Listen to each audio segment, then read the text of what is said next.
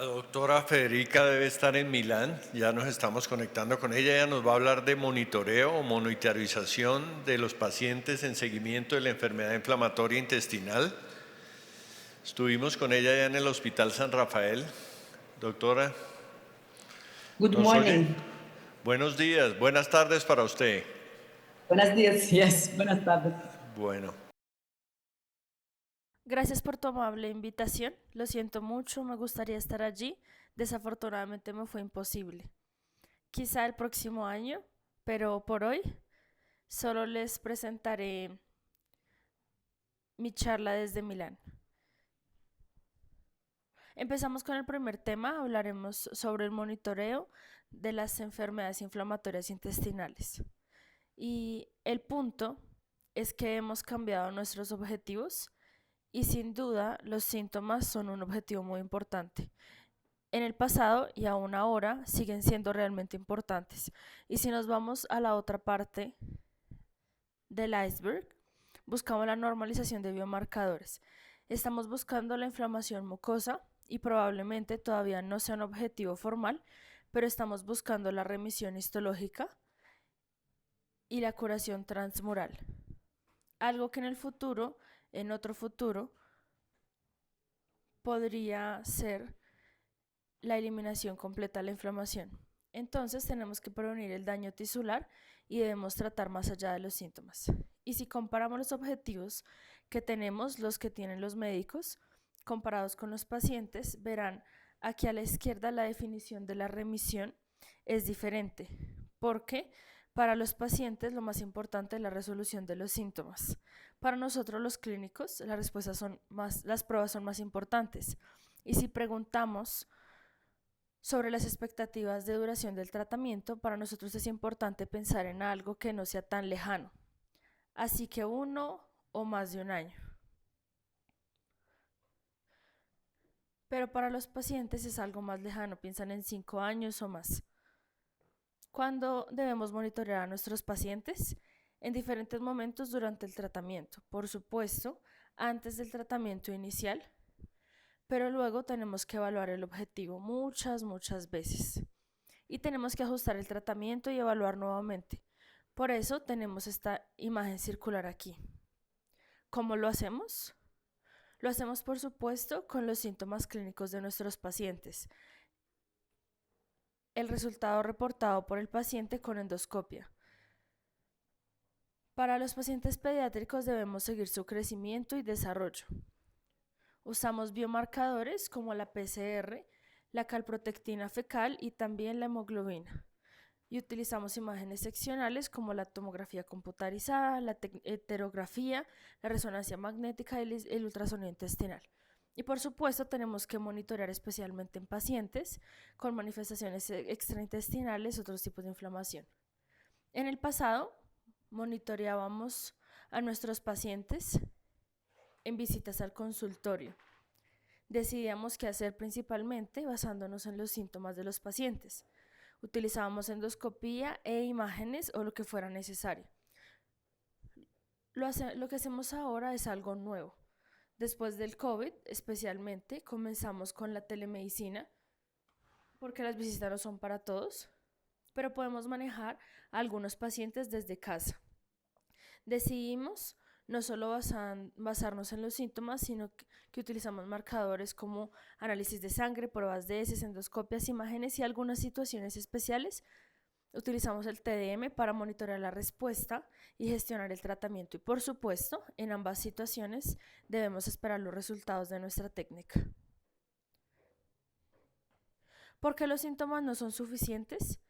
Porque a veces, no siempre, pero a veces no se correlacionan con la inflamación. No se correlaciona con los biomarcadores, como puedes ver en el PCR a la izquierda. Tampoco se relaciona con la curación mucosa o la inflamación mucosa, como se muestra a la derecha. Y sabemos que los biomarcadores son muy importantes para predecir el riesgo de recaída en nuestros pacientes. En este resumen, muy interesante, encontraron un punto de corte que indica que si los pacientes en remisión tienen un nivel más alto de PCR o de calprotectina fecal, tienen un mayor riesgo de recaída. Y el punto es que es muy importante monitorear a nuestros pacientes con biomarcadores, no solo si están en una fase activa de la enfermedad durante un brote, sino también en fases asintomáticas y silientes de la enfermedad. Porque en este estudio demostraron que más del 20% de los pacientes asintomáticos con PCR elevada tienen un mayor riesgo de ser hospitalizados. Puede ver aquí que en un año después de detectar la PCR elevada, estos pacientes tuvieron peores resultados. Por otro lado, la normalización de la calprotectina fecal se asocia con una disminución en la progresión de la enfermedad. Aquí ves en un paciente con enfermedad de Crohn, si se normaliza la calprotectina fecal, la línea azul, la supervivencia mejora en comparación con los pacientes cuya calprotectina no se normaliza, la línea roja.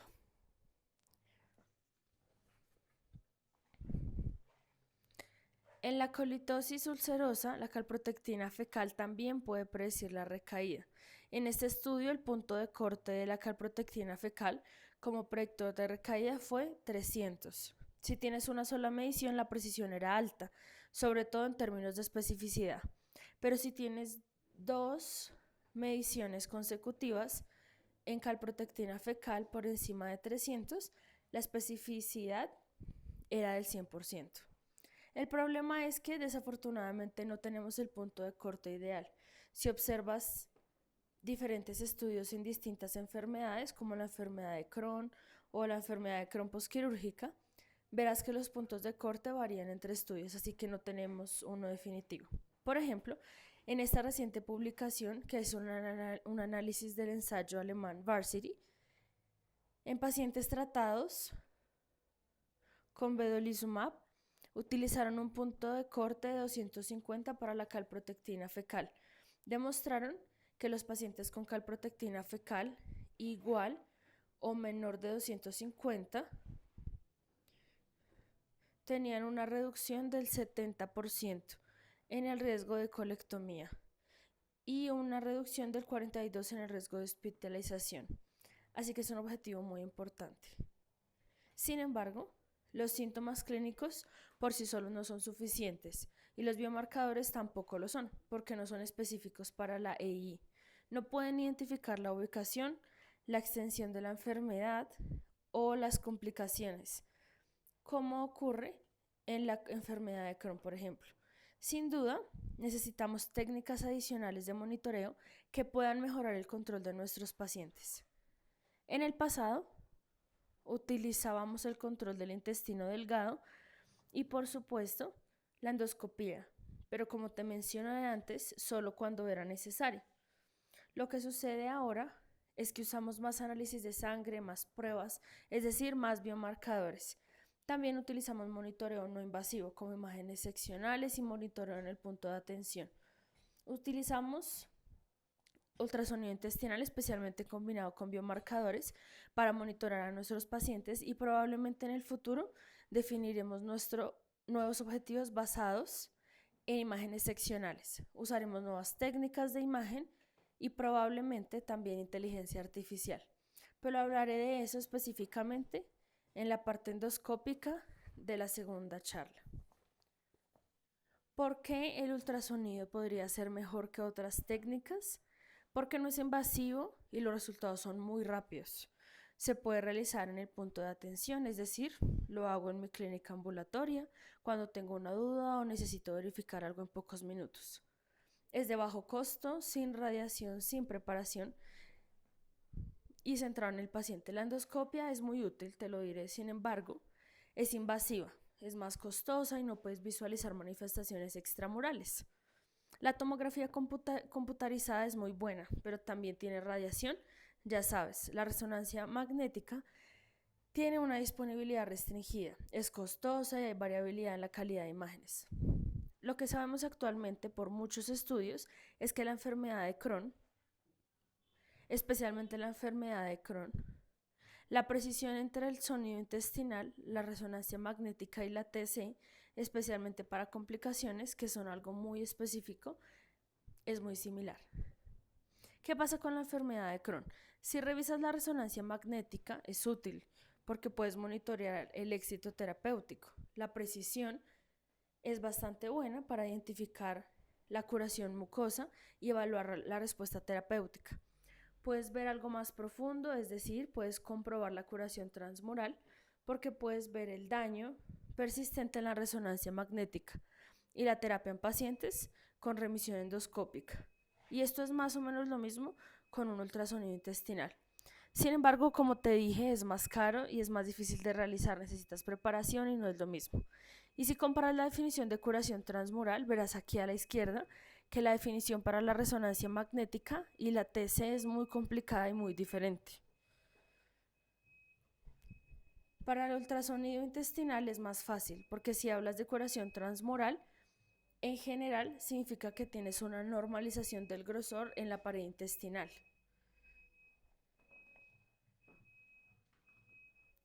Sin embargo, este ensayo MAGIC, publicado hace unos años, fue un gran estudio multicéntrico en el Reino Unido por radiólogos y pacientes. Lo que hicieron fue evaluar a pacientes con un diagnóstico reciente de enfermedad de Crohn o con un brote sospechoso. Realizaron una resonancia magnética y un ultrasonido intestinal. Y lo que demostraron fue que la precisión era bastante buena para ambas técnicas. Sin embargo, probablemente la resonancia magnética es un poco mejor si deseas verificar la extensión, porque claro, cuando mido la extensión solo tengo que medir los segmentos y decir más o menos que es así. Cuando tienes una resonancia magnética o una TC, es un poco diferente. Ellos pueden medir mejor de lo que probablemente nosotros podamos y ambas tienen una buena sensibilidad para la presencia de la enfermedad. Sin embargo, nuevamente la resonancia magnética parece un poco mejor, pero tenemos que entender si ese poco es suficiente para justificar gastar más dinero, necesitar más tiempo y más espacio para utilizar una resonancia magnética o si podemos utilizar el ultrasonido intestinal. Y si miramos las diferencias en la localización utilizando ambas técnicas, es más o menos lo mismo.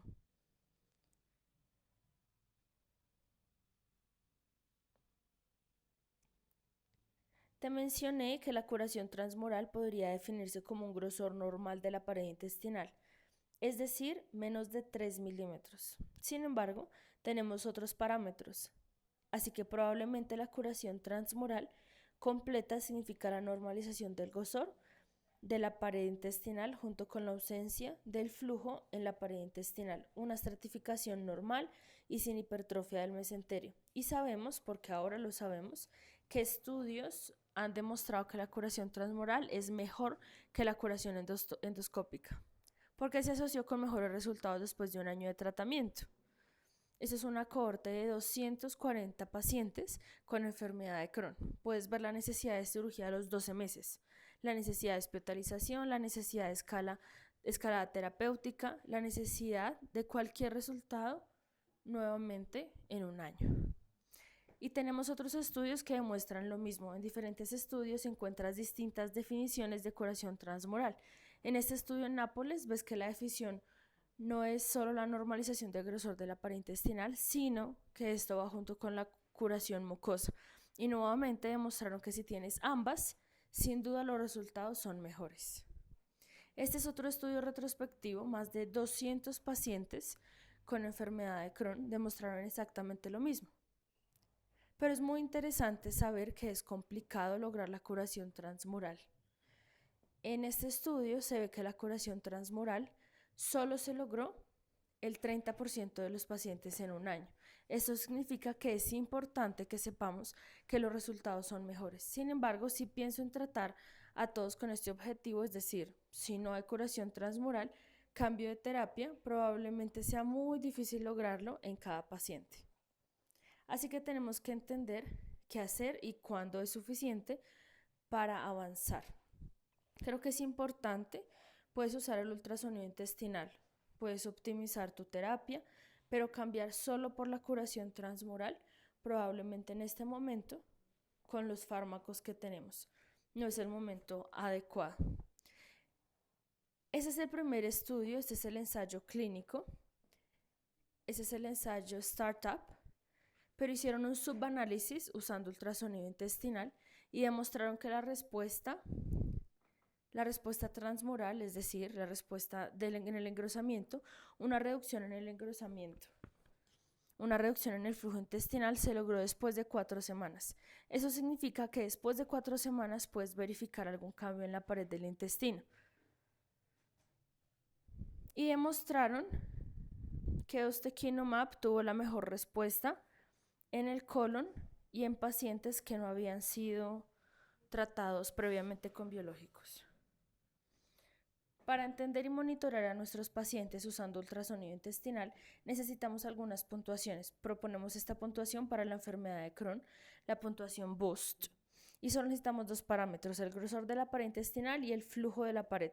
Y finalmente tienes un número que, si es mayor a 3.52, es un indicador de actividad endoscópica. Entonces hay una correlación. Demostramos que la puntuación responde al tratamiento, y demostramos que la puntuación podría predecir el curso de la enfermedad después de un año de tratamiento. Muy útil. Ahora hay más puntuaciones en todo el mundo, también en Estados Unidos. Es muy interesante. Tuve una llamada 1 hora antes de esa charla con Estados Unidos porque están muy interesados en desarrollar el ultrasonido intestinal ahora. Y tenemos muchas puntuaciones, como puedes ver aquí. Sin embargo, es muy importante que la referencia debe ser la colonoscopia, y esto es muy importante si tienes sensibilidad para el cambio y el valor predictivo de tu puntuación. Este es un estudio que realicé hace unos años, lo publicamos el año pasado para demostrar que el ultrasonido intestinal también podría ser útil en pacientes con enfermedad de Crohn después de la cirugía. Lo que hicimos fue buscar los parámetros del intestino y los parámetros del ultrasonido intestinal: grosor de la pared intestinal, flujo de la pared intestinal, patrón de la pared, estratificación y ganglios linfáticos mesentéricos. Pero también revisamos la calprotectina fecal y demostramos que hay una correlación entre el grosor de la pared intestinal, los ganglios linfáticos mesentéricos y una calprotectina fecal superior a 50 y la recurrencia endoscópica. Así que finalmente concluimos que probablemente, si tienes un grosor de la pared intestinal superior a 3 y una calprotectina fecal mayor a 50, tienes un alto riesgo de tener una recurrencia endoscópica. Entonces no necesitas realizar una colonoscopia. Y si tienes el grosor de la pared inferior a 3 y una calprotectina fecal menor a 50, no tienes riesgo de tener una recurrencia endoscópica. Por lo tanto, nuevamente puedes evitar la colonoscopia. Así que creo que es muy útil. No es ahora nuestro estándar, sin embargo, probablemente en el futuro lo será. ¿Qué hay sobre la colitis ulcerosa? En el pasado se pensaba que no era útil para la colitis ulcerosa.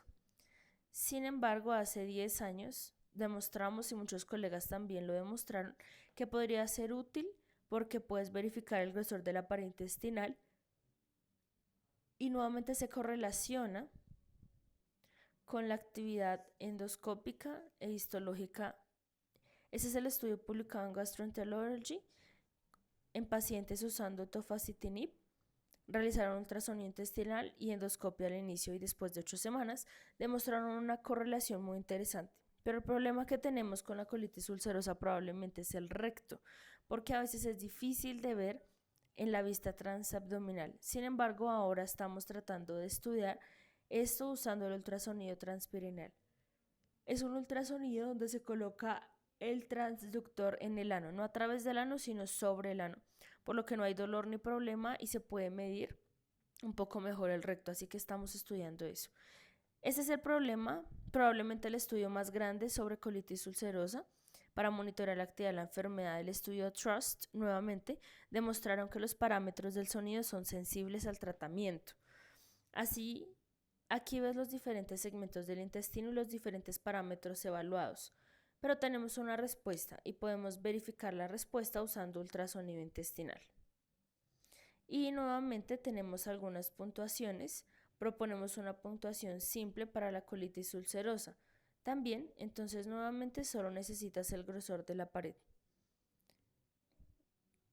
Y si tienes el criterio de Melanson, que es mayor a 6 puntos, ese es el indicador de actividad endoscópica. Y nuevamente puedes predecir la respuesta del tratamiento de nuestros pacientes. Si revisas a las 12 semanas, puedes predecir la respuesta en un año. Tenemos más de una puntuación para la colitis ulcerosa también. Sin embargo, nuevamente, no hay validación para las demás y el valor predictivo es solo para esta puntuación. Este estudio es muy interesante, fue realizado en nuestro centro junto con el Policlínico en Milán. Demostramos que la curación transmural es muy importante sobre la endoscopia. ¿Cuándo quieres predecir una colectomía? En este estudio usamos el MUC, que demostró mayor precisión que el índice endoscópico de Mayo y un mejor rendimiento para predecir una colectomía. Entonces, ¿cuándo podemos usar el ultrasonido intestinal? Podemos usarlo en pacientes asintomáticos solo para monitorearlos junto con biomarcadores, en mi opinión. Lo usamos en pacientes asintomáticos sin biomarcadores, por ejemplo. Los pacientes llegan y dicen que ahora tienen diarrea, pero probablemente podría ser un SI. Entonces necesito biomarcadores, sin embargo puedo verificar con ultrasonido intestinal.